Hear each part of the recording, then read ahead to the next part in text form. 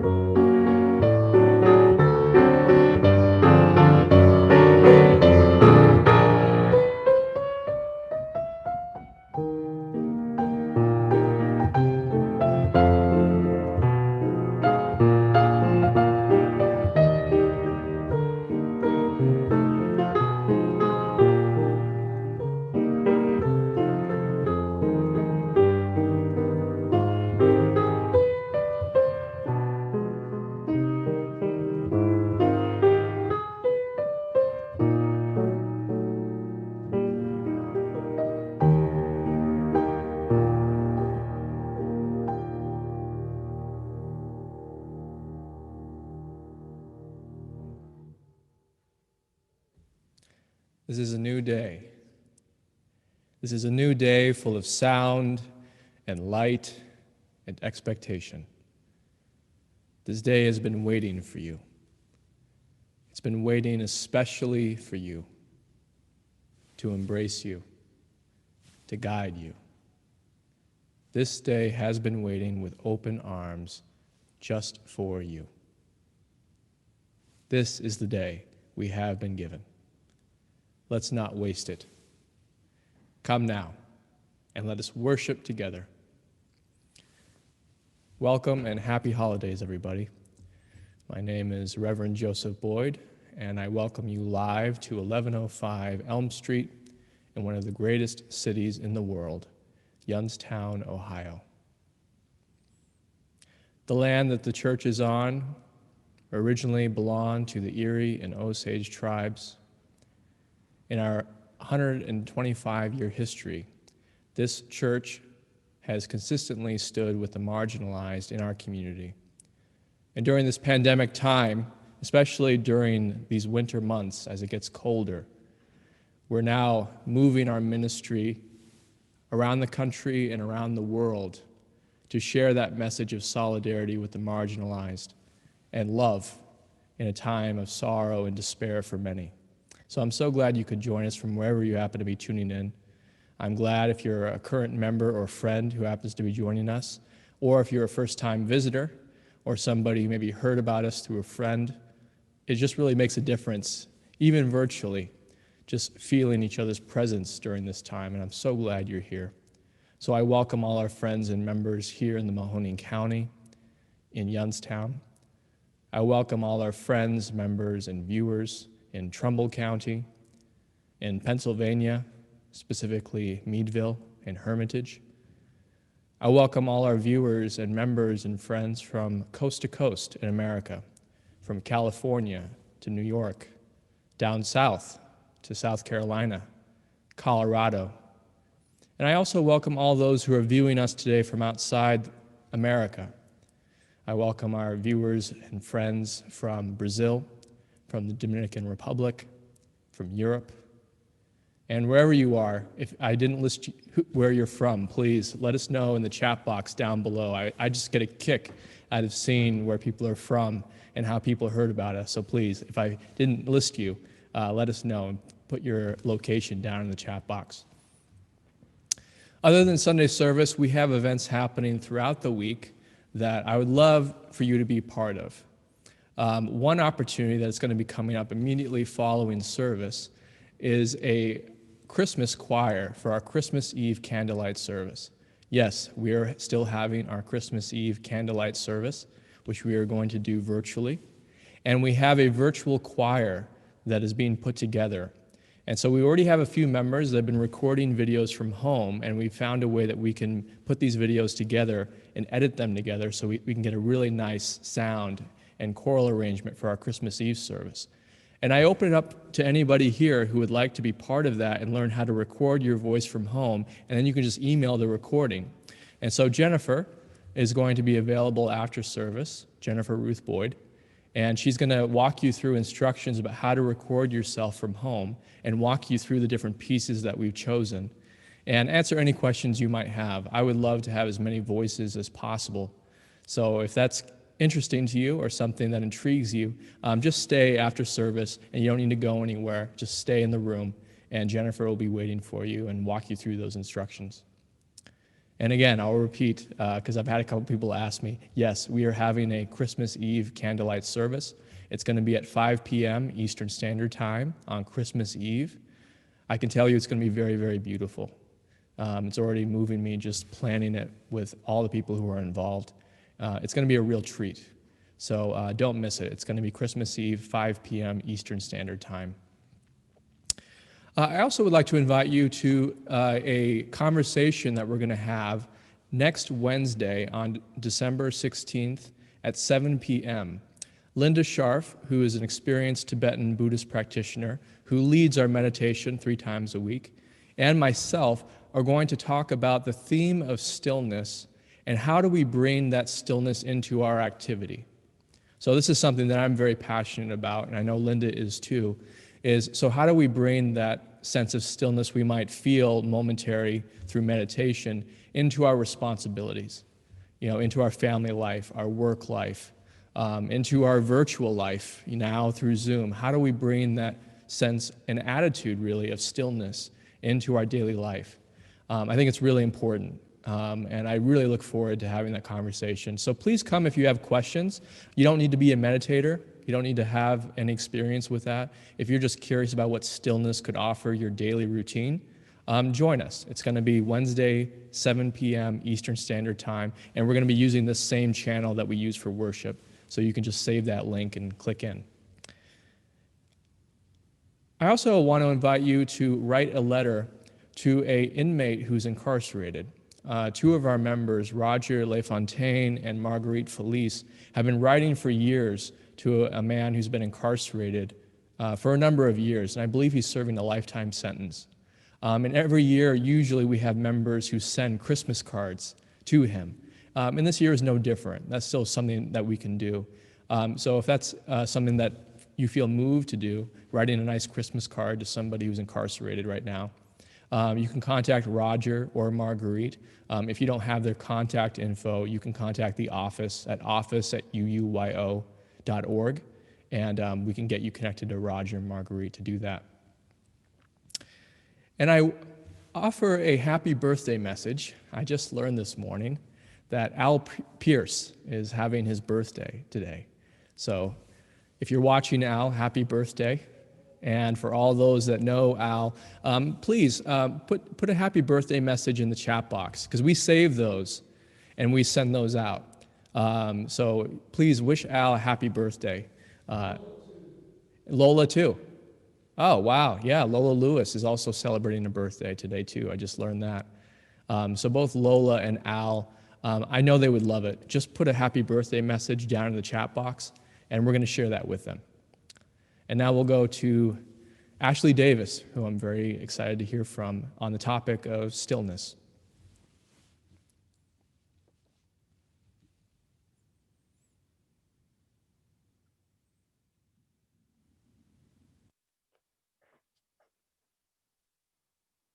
Good morning.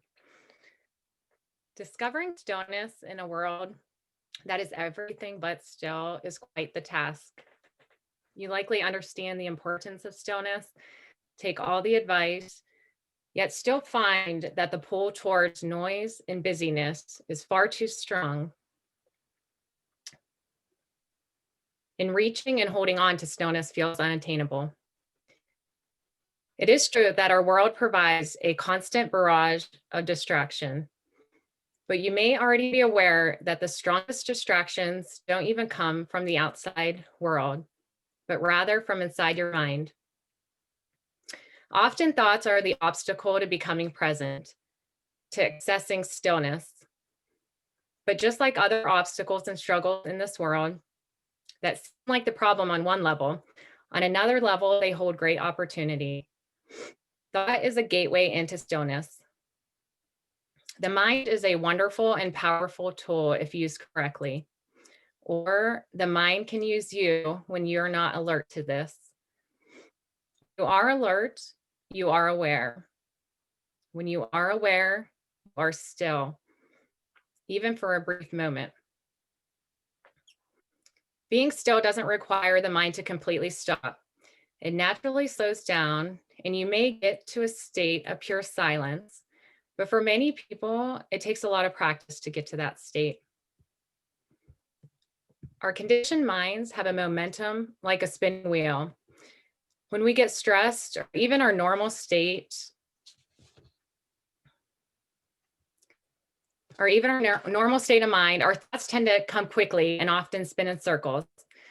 We thought that thought, yet here it comes again. It didn't help me the first 4 times I thought it, yet here it is again and again. When you step back and you begin to watch your thoughts, witness how they come and then they float away. They might come back again and then float away again. A new thought might enter and then it floats away too. But who is watching those thoughts? Who is the watcher? In the background, there is stillness. An alert stillness watching the thoughts. You can then recognize that who you are is so much deeper and vaster than thought. It is as if you were waking up from a dream, the dream of thought. Stillness isn't a goal, and it's not simply a state of mind. Stillness is the very essence of who you are. And stillness is accessible to each one of us in this very moment, in any and every moment. It is actually only recognized if you are honoring the present moment. Even saying accessing stillness isn't quite right, as if it's something that you can obtain. To become aware of stillness is to become aware of yourself at your purest state. Sometimes people get so caught up on the idea that stillness means a silent mind, which feels unattainable. They get frustrated with this obstacle and miss the gateway. It is absolutely wonderful when the mind is silent, but it's not necessary and it's not always possible. When you shine your awareness, shine your light of awareness on thought and don't identify with them, those thoughts are not you. Those thoughts are not your enemy either. Fighting thought will intensify them. Accept them for what they are, not who you are. Be the watcher. Who you are is stillness. Today, I light this chalice in honor of the infinite wisdom, peace, and love of stillness.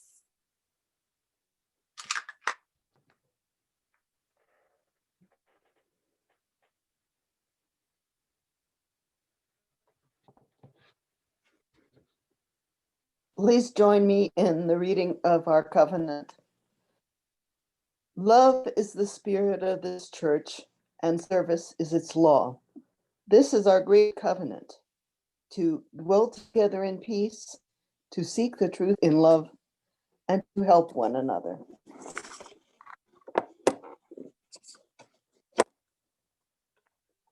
Each month, we give to an organization that supports transformation in our community, which is the heart of our mission. As in our church's historical commission to the well-being of our community, we give 100% of our offering to those in need. UUYO's Give Away the Plate recipient for December is the National Alliance on Mental Illness, NAMI, Mahoning Valley. AMI, the National Association on Mental Illness, is the nation's largest grassroots mental health organization dedicated to building better lives for millions of Americans affected by mental illness. NAMI Mahoning Valley is our region's voice on mental health. NAMY Mahoning Valley's mission is to provide support, advocacy, and education to the individuals of the Mahoning Valley dealing with mental illness. NAMI Mahoning Valley envisions a world where all people affected by mental illness live healthy, fulfilling lives, supported by a community who cares. Above all, NAMI Mahoning Valley values hope. They believe in the possibility of recovery, wellness, and the potential in all of us. Inclusion. They embrace diverse backgrounds, cultures, and perspectives. Empowerment. They promote confidence, self-efficacy, and service to our mission. Compassion. They practice respect, kindness, and empathy, and fairness. And NAMI Mahoning Valley fights for equity and justice. For over 50 years, NAMI Mahoning Valley has been helping people in the Mahoning Valley deal with mental illness. From families looking for information, to individuals dealing with new diagnoses and sometimes frightening symptoms, NAMI Mahoning Valley is here with resources, support, and education about mental illness, and they are always happy to help those in need.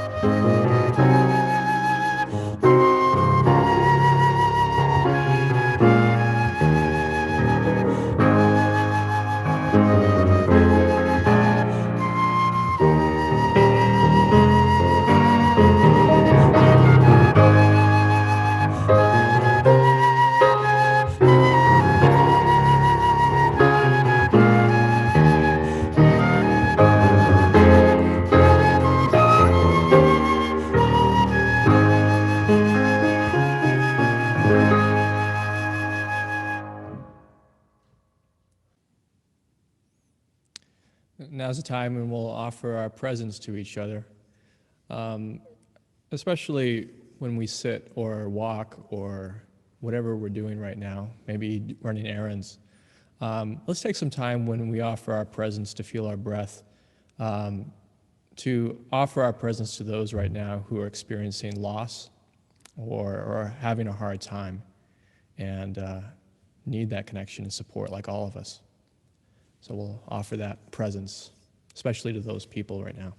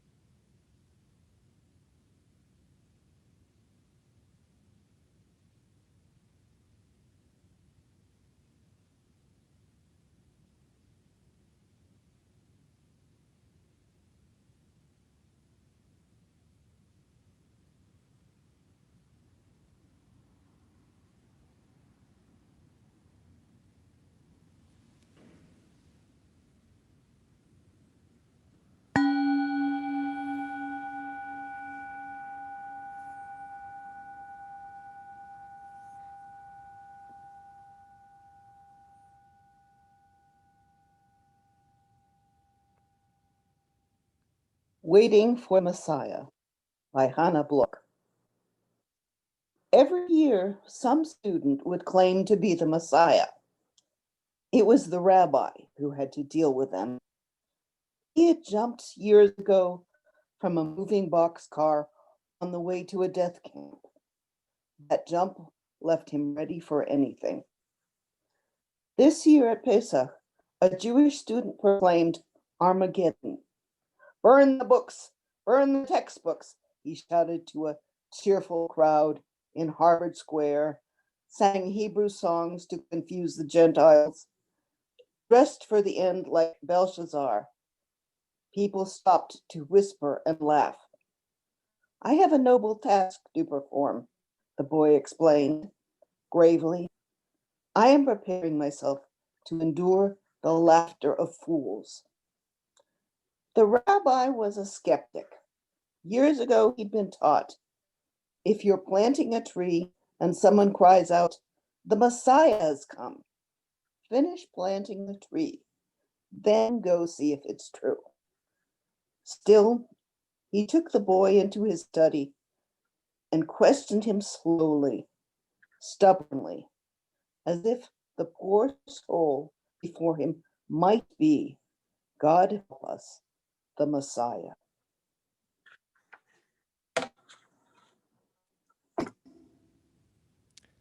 Our next musical piece you're going to hear performed is written by our own Marceline Hawk Mayhall. Let's enjoy it.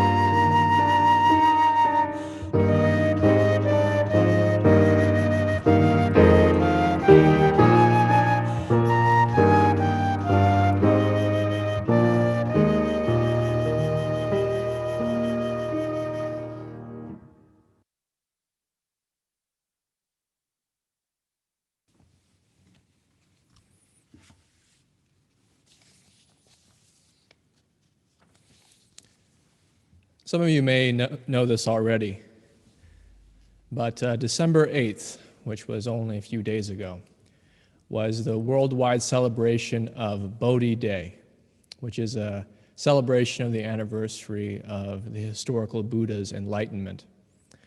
And some of you may know a little bit about Siddhartha.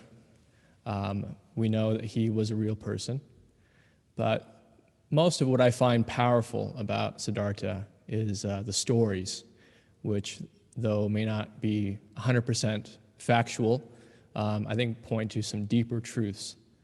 So I wanted to walk us through some of that story. Some of you may be familiar, but some of you might hear something that you've never heard before. So Siddhartha Buddha, we do know this historically, he was born into a royal family, which was very wealthy and had great power in the region. And the goal, according to the story of Siddhartha Buddha's parents, was to be able to raise him without any want, disappointment, or pain. They wanted to raise him in such a way that he would never feel any want. He would never want for anything. He would never feel disappointed. And he would never have any pain in his life. His life would be completely pain-free. His parents went to great lengths to insulate him from many of the problems which ordinary people felt in the village, which was only less than a mile away from the palace. So instead, what they offered Siddhartha as a child was a life of pleasure and a life of comfort and a life of endless support, which in many ways is wonderful. They did a really, really good job of this. According to the story, they did such a good job that it wasn't until Siddhartha was an adult, when he was already married, and that he thought for the first time, maybe I'll actually leave the palace for the first time and see what it's like in the village. And that's when his journey began. So he ventured away from the palace and went into the village. And in the village, he saw three things which he had no way to process. And for the first time in his life, he felt acute discomfort and acute stress. So the first thing that he saw, which he was unprepared for, was an old person. His parents never told him about aging. And he, I guess, never noticed that his parents got older. I guess he never really noticed that he himself was getting older. And he really thought, genuinely, that he would live a life where youth and health would last forever, and that the body would never grow old or break down over time. And so when he saw this image, he had no idea how to even process it. But he went further into the village. The second image he saw, which he had no frame of reference for, was a sick person. He had never been exposed to sickness before. If he felt sickness in his life, he didn't really remember it. And his parents, again, went to great lengths to try to shield him away from the reality that sometimes people do get sick and that it can compromise their health. So again, he was completely shocked and had no frame of reference for what he saw. He was most disturbed by the third encounter that he had. For the first time in Siddhartha's life, he saw a corpse. He saw a dead body in the village. And this completely froze him in his tracks. That was the first time that he ever learned that human beings die, that this is a part of our path. Every single one of us, regardless of how much money we make or what position we have. And again, this was something that he was raised to have no clue about. His parents never talked about death. His parents never exposed him to death. They never mentioned any relatives or friends who happened to die. And so again, he was living thinking that he would live forever and that everyone that he loved would live forever. And when he learned that we all die, he had no frame of reference for that. But he saw a fourth image, Siddhartha, according to the story. He saw a monk walking through the village. And he just had an intuition that perhaps the religious life might help him answer the one question that he had. And the one question was, how do we free ourselves from old age, sickness, and death? How do we free ourselves from old age, sickness, and death?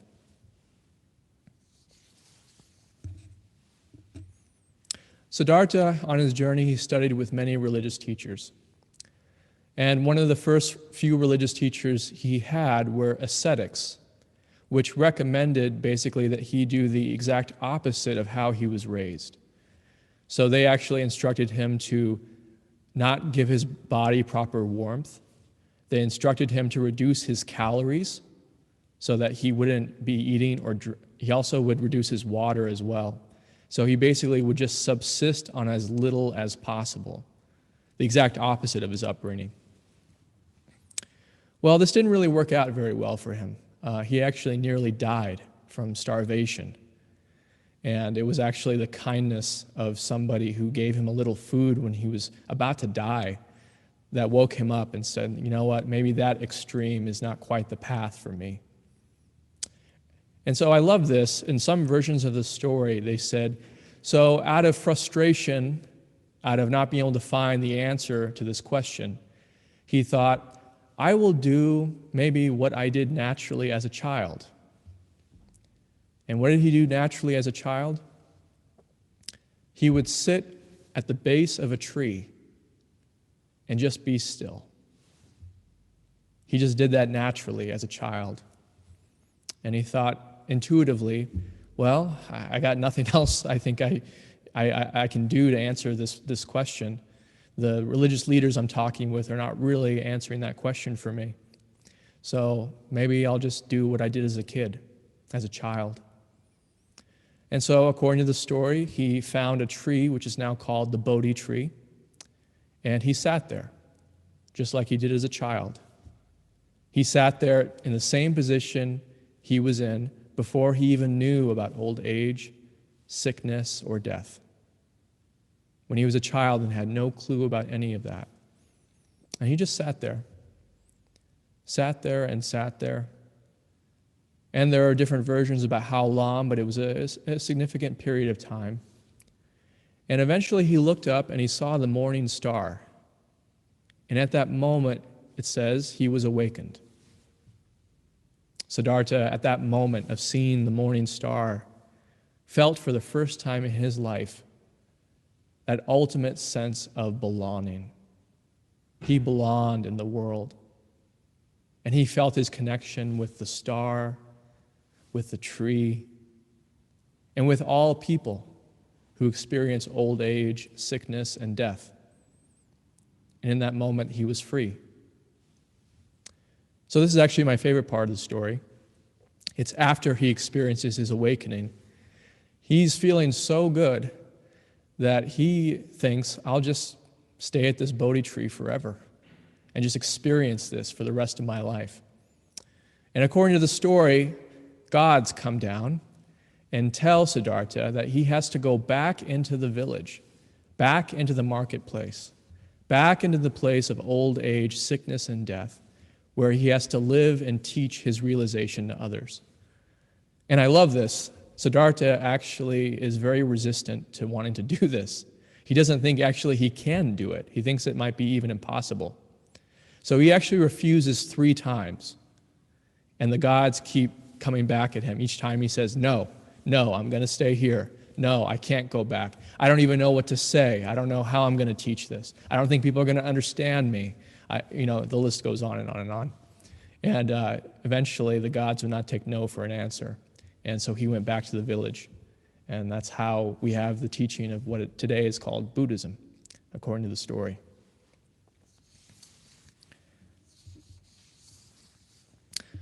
What I find most interesting is that in various traditions, the stars were commonly thought to be that point of awakening or that point of telling us where we need to go and who we need to be.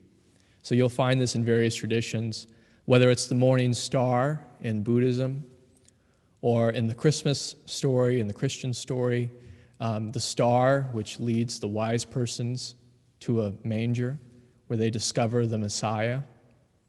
In the winter solstice, when it's the alignment of certain stars which give us night and daylight. I find it very fascinating, the idea that the stars, for many generations and many traditions, was the place where we would not only find where we were in our present, but we may find what our future holds and where we might go and where we should go. I'm moved by the Christian story during this time of Advent, when we are instructed to keep our appointment with life, to pay attention, to be awake, and to be awake especially during this season when sometimes it's very difficult to stay awake, honestly. We are instructed to be awake to old age, sickness, and death, and we are instructed to be awake to the other side of that, which is the ultimate sense of belonging, the ultimate sense of connection, the ultimate sense of acceptance. We are also instructed in Advent to pay attention to the miracle of pregnancy and look forward to the birth of a child who will deliver to the world a salve, a balm, a gift of healing and joy to the nations. Salvation, I think, is a very true thing. There is delivery from constant misery, constant fear, constant despair. There is a path that leads to hope and peace, ultimate sense of belonging, connection, and acceptance.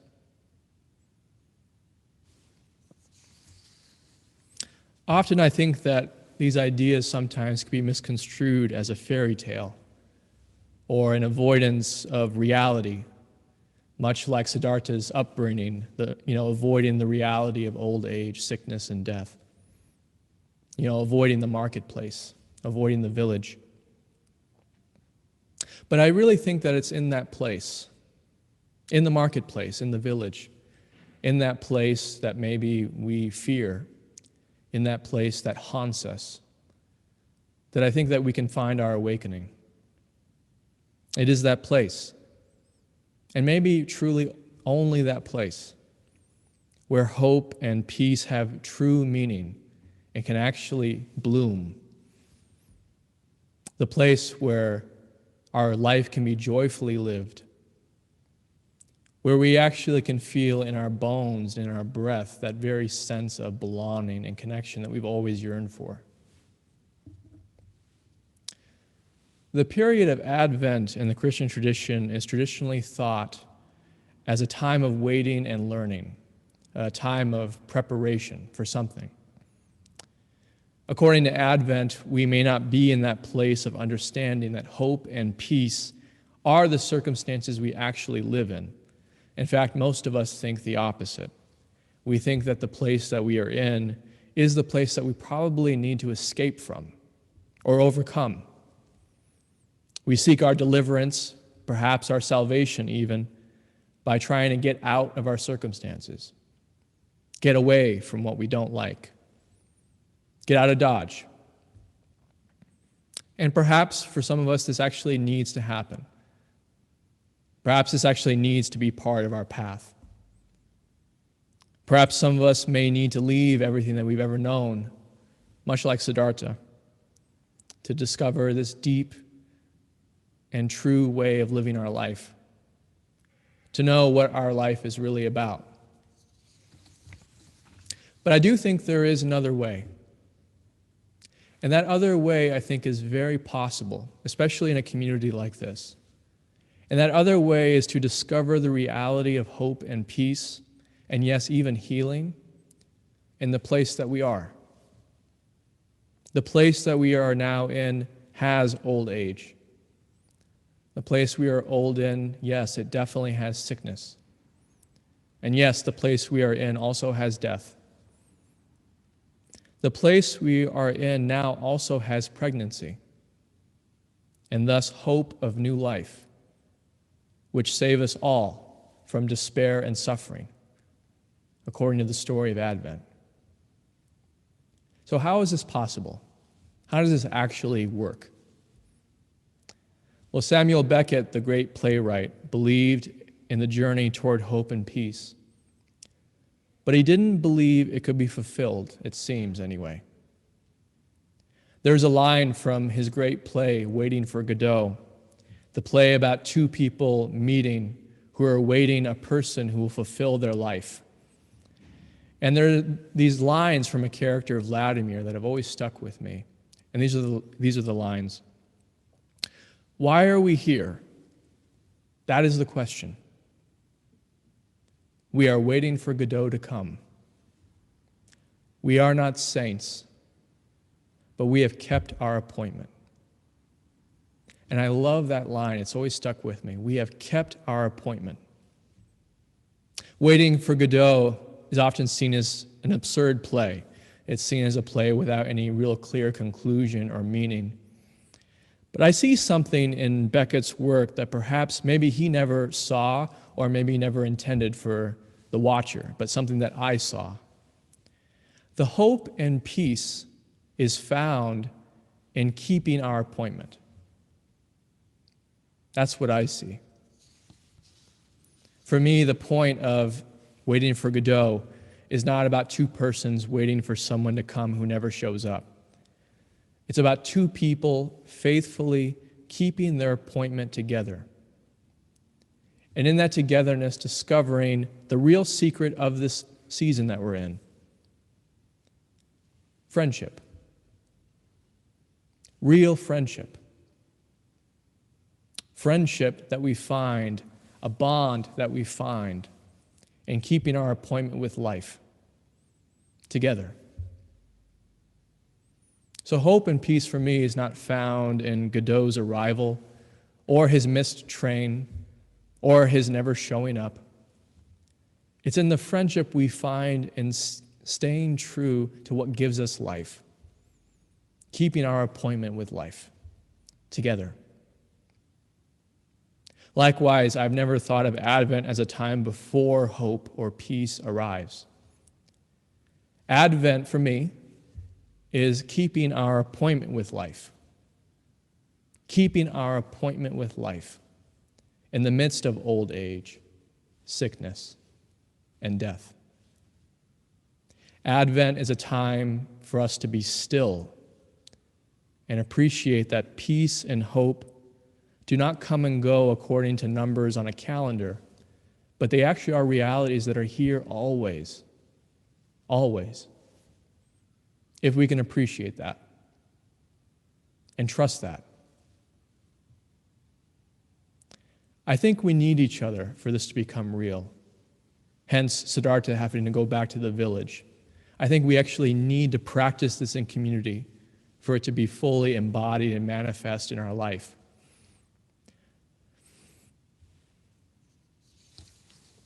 So did the Buddha succeed? That's the question I put out to you.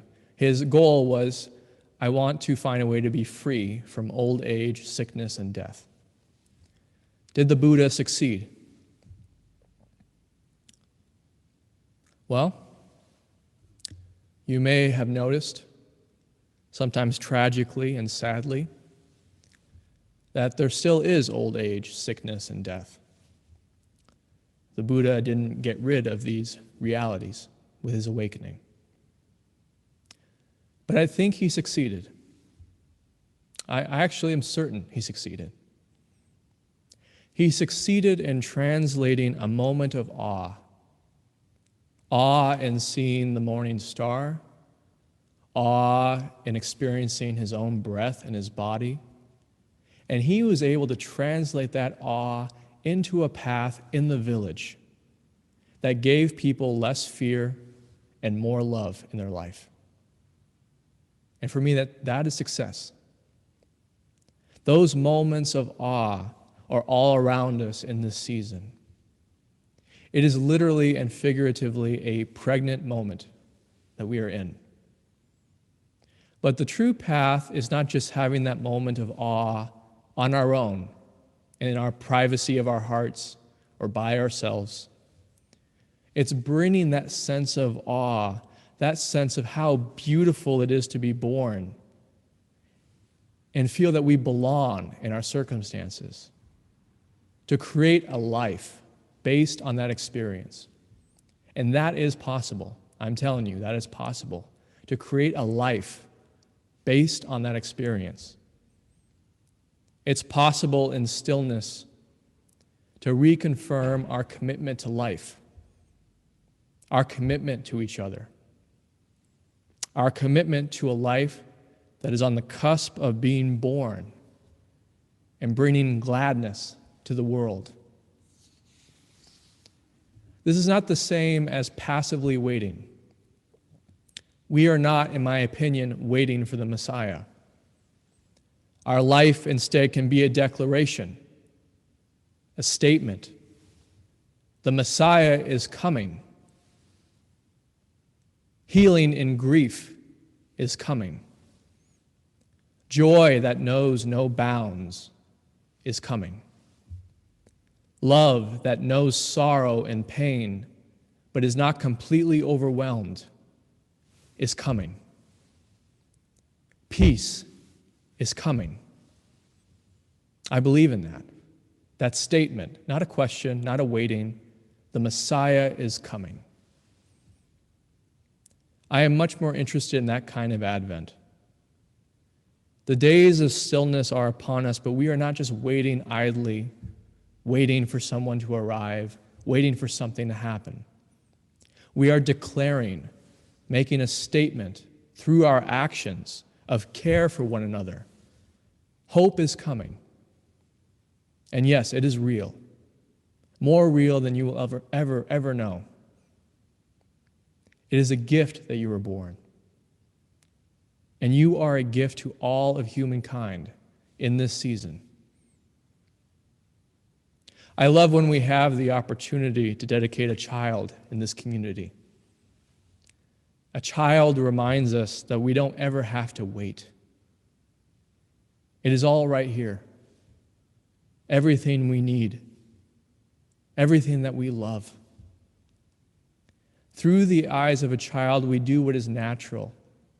And what is natural to us is awakening. Enlightenment is natural. A message of peace and joy to the nations. It is as natural as breathing. This is not some fairy tale. It's natural, and it's part of us. Each child that is born is the coming Messiah. That includes you, and that includes me. All of us are still becoming who we actually are.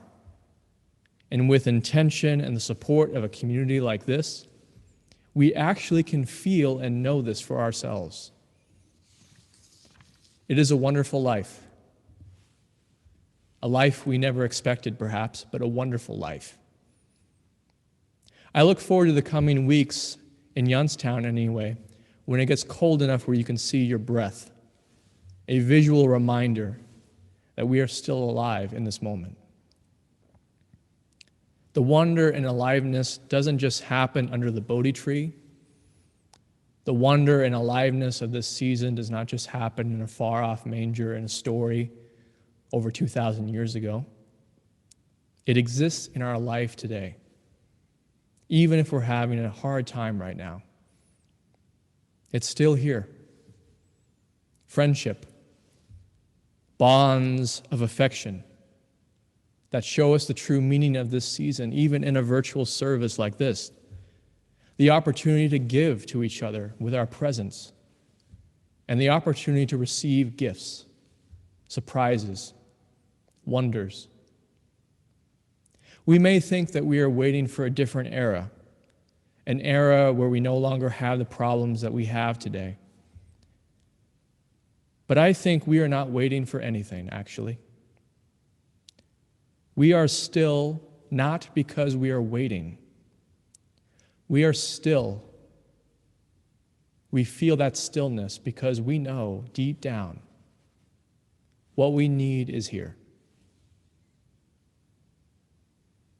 When we keep our appointment with life, with the life that we are actually living, we see something deeply stabilizing.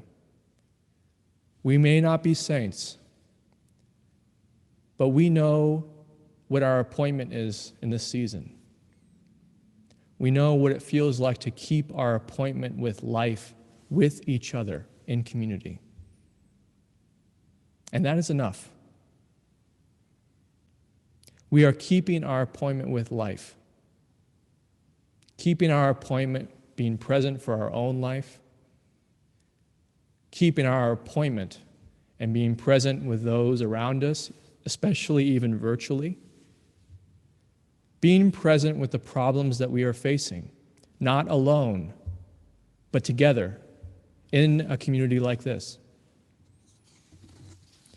And in this season, it is possible, even in these state of affairs, to see the experience of something very true.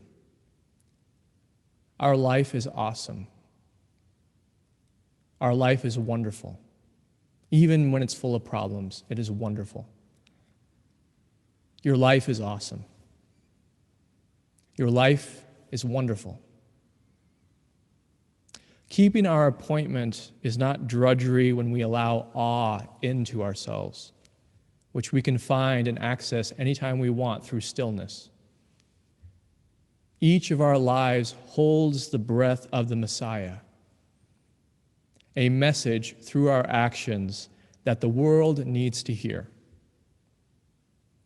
Will we wait around for someone else to deliver that message? Or will we declare the truth for ourselves in this season? A truth that knows pain, a truth that knows sorrow, but knows that they will never have the last word. A message of deliverance from the captivity of self into the greater sense of belonging. A message of salvation for all those who suffer and who are suffering now, that suffering cannot and will not endure forever. And joy is always present right here. And joy is always on its way. Please pray with me. Spirit of love, we are grateful for the opportunity to be still in this season, to listen, and in that listening, find the statement of our life, which is that hope is real and manifests through us. We are grateful that we've had the opportunity to be born. We are even grateful for the opportunity to have problems, because they show us a true sense of belonging with all people. Please help us to feel compassion for ourselves. And please help us to offer our presence and care to those who are suffering in this season, especially from loss. Please help us to find a way to embody joy by being together in community and finding that which is life-sustaining and always present. All this we pray. Amen.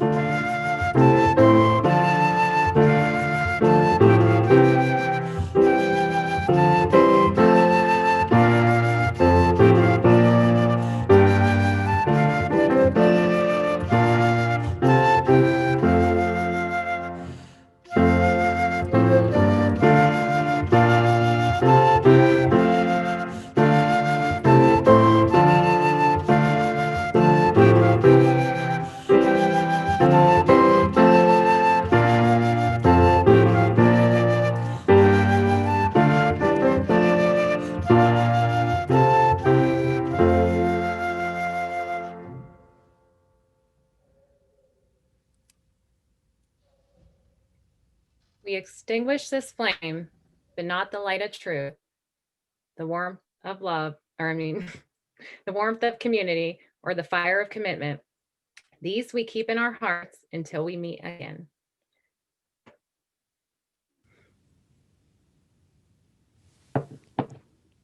As you depart, please remember the one great fact.